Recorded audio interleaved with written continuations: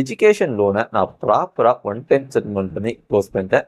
என்னுடைய பேங்க் பார்த்தீங்கன்னா ரிலையன்ஸ் கிட்ட என்னோட லோனை சேல் பண்ணிட்டாங்க. ஸோ நான் ரிலையன்ஸ் கிட்ட தான் என்னுடைய ஒன் டைம் செட்டில்மெண்ட்டை பே பண்ணேன். ஸோ அவங்க பே பண்ணதுக்கு முன்னாடி என்கிட்ட எந்த மாதிரியான டாக்குமெண்ட்லாம் வாங்கிக்கிட்டாங்க. ஸோ பே பண்ணி முடித்த பிறகு எனக்கு என்ஓசி என்ன டைமில் கொடுத்தாங்க. அது மட்டும் இல்லாமல் என்னுடைய சிவில் ஸ்கோர் இதனால எந்த அளவுக்கு பாதிப்பு அடைஞ்சிருக்கு எல்லாத்தையுமே நம்ம இந்த வீடியோவில் கிளியராக பார்க்கலாம். நீங்களும் எஜுகேஷன் லோன் வாங்கியிருக்கீங்க, ஒன் டைம் செட்டில்மெண்ட் பண்ண போகிறீங்க அப்படின்னா இந்த வீடியோ உங்களுக்கு ஹெல்ப்ஃபுல்லாக இருக்கும்.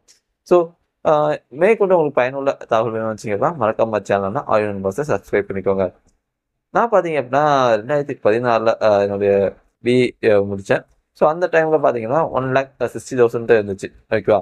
ஸோ அதுக்கப்புறம் கொஞ்சம் அமௌண்ட் நான் கட்டிட்டு வந்தேன். நான் முடிஞ்ச அமௌண்ட் கட்டினேன். ஒரு கட்டத்தில் பார்த்தீங்க அப்படின்னா நான் கட்ட முடியல. நான் கொஞ்சம் அலட்சியமாக அதை விட்டுட்டேன். நான் ஒழுங்காக கட்டி அந்த எஜுகேஷன் லோன் முடிச்சிருக்கணும். பட் விட்டனால என்ன ஆகிட்டு அப்படின்னா வட்டி பார்த்தீங்கன்னா அதிகமாகிட்டு. ஸோ இப்போ 2024 பார்த்தீங்கன்னா 3,00,000 ரூபாய் கிட்டக்க வந்துட்டு வட்டி அசலெல்லாம் சேர்ந்து 3,00,000 ரூபாய்ட்டு வந்துட்டு என்னால் பார்த்தீங்கன்னா அவ்வளோ அமௌண்ட்டையும் கண்டிப்பாக ஃபுல்லாக கட்ட முடியாது. ஸோ என்னென்ன பண்ணலாம் அப்படின்னு யோசிச்சுட்டு இருக்கும்போது தான் பார்த்தீங்கன்னா என் பேங்க் வந்து ரிலையன்ஸ்க்கு என்னோட லோனை மூவ் பண்ணிட்டாங்க. ஸோ அவங்கள்டையும் டெய்லி கால் வரும், இதுமாதிரி கட்டுங்கன்னு சொல்லிட்டு எவ்வளோ இனிஷியலாக எவ்வளோ கட்ட சொன்னாங்க அப்படின்னா 1,10,000 ஒன் டைம் செட்டில்மெண்ட் பண்ண சொன்னாங்க. ஸோ ஒரே டைமில் என்னால் அவ்வளோ அமௌண்ட் என்னால் அரேஞ்ச் பண்ண முடியாது அப்படின்னு சொல்லிட்டு நான் மோஸ்ட்லி இந்த கால் அட்டன் பண்ணாமல் விட்டுருவேன். கால் வந்துச்சுன்னா அவங்க சைடுன்னு பார்த்தீங்கன்னா ப்ரெஷர் போடுவாங்க, அதாவது கட்டுங்க அப்படின்னு சொல்லிட்டு. சரி அப்படின்னு சொல்லிட்டு இப்படியே போயிட்டே இருக்கும்போது ஒரு கட்டத்தில் சரி நம்ம கட்டிடலாம் அப்படின்னு சொல்லிட்டு அவங்கள்ட்ட அப்ரோச் பண்ணி பேசும்போது அவங்க என்ன சொன்னாங்க அப்படின்னா உங்களால் ஃபுல் அமௌண்ட் 1,00,000 கட்ட முடியுமா அப்படின்னு சொல்லிட்டு அவங்க கேட்டாங்க. இல்லை எங்களால் அவ்வளோ அமௌண்ட் தான் கட்ட முடியாது, நாங்கள் வந்து பாதி தான் கட்ட முடியும், ஏன்னா 80,000 ரூபா தான் கட்ட முடியும் அப்படின்னு சொல்லிட்டு என் தரப்புலேருந்து நான் சொன்னேன். ஸோ அதுக்கு வந்து பார்த்தீங்கன்னா அவங்க ஒத்துக்கல. இல்லை நீங்கள் 1,00,000 தான் நீங்கள் கண்டிப்பாக கட்டி ஆகணும் அப்படிங்கிறது அவங்க சைடு ஸ்ட்ராங்காக. அதுக்கப்புறம் என்ன சொன்னாங்க அப்படின்னா இந்தமாதிரி நீங்கள் கோர்ட்டுக்கு போகிற மாதிரி இருக்கும், நீங்கள் வந்து இந்த மாதத்துக்குள்ள கட்டலை அப்படின்னா இல்லை அப்படின்னா உங்களுக்கு வட்டி அதிகமாகிடும் அடுத்த மாதம். ஸோ அதனால இந்த மாதமே எனக்கு 1,00,000 கட்டி முடிச்சிடுங்க. அது மாதிரி அவங்க பார்த்தீங்கன்னா பார்கெயின் பண்ணாங்க. ஒரு கட்டத்தில் சரி கோர்ட்டுக்கு போட்டு நான் அங்கே பார்த்துக்கிறேன் மேம், என்னால் இப்படிக்கு பணம் அரேஞ்ச் பண்ண முடியாது அப்படின்னு சொல்லிட்டு விட்டாச்சு. ஸோ அடுத்த ஒரு மாதம் கழிச்சு பார்த்தீங்கன்னா திரும்பி கால் வந்துச்சு. ஸோ அவங்க என்ன சொன்னாங்க அப்படின்னா சரி சார் உங்களை இப்போ இவ்வளோ தான் கட்ட முடியும் அப்படின்னு சொல்லிட்டு அவங்க கேட்டாங்க.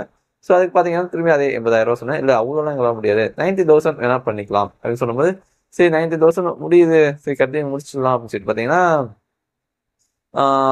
அமௌண்ட்டாக ரெடி பண்ணியாச்சு. பண்ண பிறகு எனக்கு வந்து ஒரு சந்தேகம், இவங்க வந்து உண்மையிலே ரிலையன்ஸ் தான் கால் பண்ணிட்டாங்களா, இல்லை நம்மளோட டேட்டாவை யார்கிட்ட எடுத்துக்கிட்டு அங்கேருந்து ஏதாவது ஸ்கேம் ஏதாவது பண்ணுறாங்களா அப்படின்னு சொல்லிட்டு என் ஃப்ரெண்ட்ஸ்கிட்ட விசாரித்தேன். சில பேர் பார்த்தீங்கன்னா ஒன் டே செட்டில்மெண்ட் பண்ணி முடிச்சிருக்காங்க. ஸோ அவங்கள்ட்ட விசாரிக்கும் போது இல்லை இதுமாதிரி தான் கால் வரும் ரிலையன்ஸ்லேருந்து. ஸோ அவங்க வந்து ஃபர்தராக மூவ் பண்ணுவாங்க, அது வந்து சேஃப் தான், அவங்களுக்கு கட்டணம் இந்த பிரச்சனை வராது அப்படின்னு சொல்லிட்டு அவங்க சொன்னாங்க. அவங்களுக்கு வந்து அந்த என்ஓசி, அவங்களுக்கு வந்து அந்த லெட்ரு எல்லாமே அவங்க என்கிட்ட ஷேர் பண்ணிட்டாங்க. ஸோ அதெல்லாம் பார்க்கும்போது எனக்கு கொஞ்சம் நம்பிக்கை இருந்துச்சு. ஓகே ஜென்யூனான இதுதான், நம்ம வந்து நம்பி பே பண்ணலாம் அப்படின்னு சொல்லிட்டு பார்த்தீங்கன்னா ஓகே அப்படின்னு சொல்லிட்டு நான் சொல்லிட்டேன். அதுவும் எப்படி சொன்னேன் அப்படின்னா ஒரே மாதத்துல என்னால் 90,000 கட்ட முடியாது. ஸோ அதனால் நான் 2 மாதம் கட்டுறேன் அப்படின்னு சொன்னேன். ஃபர்ஸ்ட் அதுக்கு ஒத்துக்கலாம். பட் இருந்தால் சரி கட்டுங்க அப்படின்னு சொல்லிட்டு அவங்க பார்த்தீங்கன்னா ஒரு ஃபார்ம் ஒரு லெட்ரு அனுப்பினாங்க. ஓகே அந்த லெட்ரு மாரி எனக்கு எழுதி இமெயில் பண்ணுங்க அப்படின்னு சொல்லி சொன்னாங்க. நானும் அந்த லெட்ரு ஃபார்மெட்டை எழுதி பார்த்தீங்கன்னா அவங்களுக்கு வந்து இமெயில் பண்ணி விட்டேன். ஸோ ஒன்ஸ் அவங்களுக்கு அந்த இமெயில் கிடச்ச பிறகு அவங்க சேர்ந்து ஒரு லெட்டரை கொடுத்தாங்க. அதாவது இப்போ 90,000 அப்படின்னா அதை 2ஆக பிரித்து இந்த மாதம் கடைசிக்குள்ளார இவ்வளோ அமௌண்ட் கட்டுங்க, அடுத்த மாதம் இந்த அமௌண்ட் கட்டி முடிச்சிடுங்க அப்படின்னு சொல்லிட்டு அவங்க பார்த்தீங்கன்னா ப்ராப்பராக ஒரு டேட்லாம் போட்டு லோன் நம்பரு, ஸோ அவங்களுடைய டீட்டெயில்ஸ், அவங்களுடைய பேங்க் அக்கௌண்ட் அப்படின்னு சொல்லிட்டு எல்லாமே ப்ராப்பராக போட்டு பார்த்தீங்கன்னா எனக்கு வந்து அவங்க சென்ட் பண்ணாங்க, மெயிலில் சென்ட் பண்ணாங்க. நீங்கள் முக்கியமாக கவனிக்க வேண்டியது அவங்க என்ன மெயிலில் சென்ட் பண்ணாங்க, என்ன மெயில் ஐடியில் சென்ட் பண்ணுறாங்க எல்லாத்தையுமே வெரிஃபை பண்ணிக்கோங்க. ப்ளஸ் பேங்க்லேயும் போயிட்டு வெரிஃபை பண்ணிக்கோங்க. இதுவே எனக்கு ஃபோன் வந்துச்சு சார், ஸோ இந்த மெயில் ஐடி தான் எனக்கு வந்திருக்கு, ஸோ நான் இந்த அக்கௌண்ட்டுக்கு நான் பே பண்ணலாமா அப்படிங்கிறத வெரிஃபை பண்ணிக்கோங்க. அது மட்டும் இல்லாமல் அக்கௌண்ட் பார்த்தீங்க அப்படின்னா அந்த ரிலையன்ஸ் அக்கௌண்ட் போட்டு தான் வரும். ஓகேவா. இப்போ ஸ்க்ரீனில் பார்க்குறீங்க தெரியுமா, இந்த அக்கௌண்ட்டு தான் இந்த மாதிரியான பேர் வச்சு தான் வரும் அக்கௌண்ட்டு. ஸோ சில நம்பர்ஸ் பார்த்தீங்கன்னா மாறும். ஓகே அது ஒவ்வொரு ஏஜென்சியை பொறுத்து நம்பர் மட்டும் மாறும். பட் அக்கௌண்ட் பேர் பார்த்தீங்கன்னா இந்த மாதிரியான ரிலையன்ஸ் நேம் போட்டு தான் வரும். ஸோ உங்கள் சைட்லேயும் உங்கள் ஃப்ரெண்ட்ஸ் கிட்ட கேளுங்க, உங்களுக்கு எப்படி வந்துச்சுன்னு கேட்டுட்டு பேங்க் சைட்லையும் கன்ஃபார்ம் பண்ணிட்டு அதுக்கப்புறமா பே பண்ணுங்கள். எடுத்த உடனே தயவு செஞ்சு பே பண்ணுங்க. ஸோ ஏன்னா நான் வந்து 2-3 செக்லாம் பண்ணிட்டு தான் பே பண்ணேன். அதனால் உங்கள் சைடை ஃபஸ்ட் செக் பண்ணிவிட்டு அதுக்கப்புறம் பே பண்ணுங்கள். ஸோ ஒன்ஸ் நான் 2 டியூவுமே கட்ட பிறகு பார்த்தீங்கன்னா எனக்கு வந்து அவங்க என்ன சொன்னாங்க அப்படின்னா ஒரு வாரத்தில் உங்களுக்கு என்ஓசி நாங்கள் கொடுத்துருவோம் அப்படின்னு சொல்லிட்டு அதேமாரி என்ஓசின்னு பார்த்தீங்கன்னா கொடுத்துட்டாங்க. ஸோ நான் அவங்கள்ட்ட கேட்டேன் எப்போ சிவில் ஸ்கோர் வந்து நீங்கள் க்ளோஸ் பண்ணுவீங்க அப்படின்னு சொல்லிட்டு அவங்க சொன்னாங்க ஒரு 30 நாள்லேருந்து 90 நாள் வரைக்கும் ஆகும் அப்படின்னு சொல்லிட்டு அவங்க சொன்னாங்க. ஸோ நான் 1 மாதம் வெயிட் பண்ணேன். ஸோ அவங்க சொன்ன மாதிரியே பார்த்தீங்கன்னா கரெக்டாக அடுத்த மாதம் எனக்கு சிபில் ஸ்கோர் க்ளோஸ் பண்ணிட்டாங்க. ஆனால் ஓகே எல்லாமே ப்ராப்பராக முடிஞ்சுட்டு என்னோட லோனும் க்ளோஸ் ஆகிட்டு. ஆனால் இதில் என்ன பிரச்சனை அப்படின்னா, நீங்கள் வந்து ஃப்யூச்சரில் லோன் வாங்க போகும்போது உங்களுடைய சிபில் ஸ்கோரில் அவங்க செட்டில்டு அப்படின்னு சொல்லிட்டு போட்டிருப்பாங்க.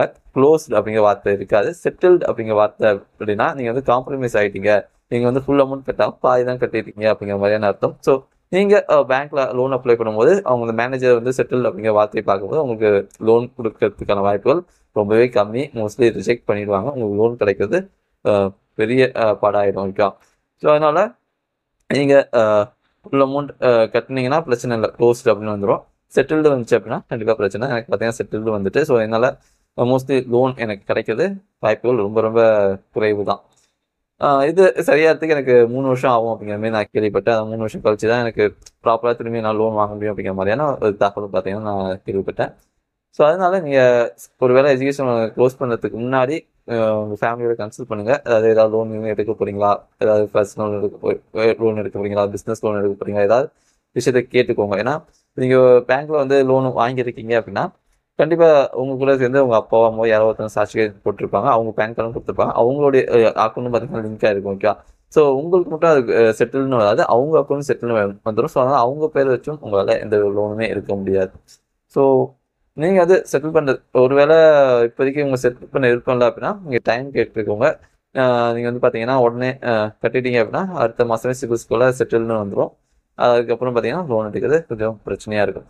இல்லை நான் வந்து ஃபுல் அமௌண்ட்டுமே கட்டி முடிச்சிடுறேன் அப்படின்னாலுமே நல்லது தான், கட்டி முடிச்சிடுங்க. ஸோ ஃப்ரீயாக நீங்கள் வந்து லோன் எடுத்துக்கலாம். உங்கள் சிபில் ஸ்கோர் எந்த விதத்துலையுமே பாதிக்காது. ஸோ இந்த இந்த ப்ராசஸ் தான் பார்த்தீங்கன்னா என்னுடைய லோனை வந்து நான் க்ளோஸ் பண்ணேன். ஸோ என்னுடைய பர்சனல் அட்வைஸ் என்ன அப்படின்னா, முடிஞ்ச அளவுக்கு நீங்கள் படிப்பை முடித்த கையோட உங்களுடைய எஜுகேஷன் லோனை மாதம் மாதம் தவறாமல் கட்டி முடிக்க பாருங்கள். அதுதான் எனக்கு நல்லது. ஸோ மாதம் ஒரு அமௌண்ட், அதாவது வட்டி ப்ளஸ் அசல் கொஞ்சம் அதிகமாக கட்ட ஆரம்பிச்சிங்க அப்படின்னா சீக்கிரமாக எஜுகேஷன் லோன் பார்த்தீங்கன்னா முடிஞ்சிடும்.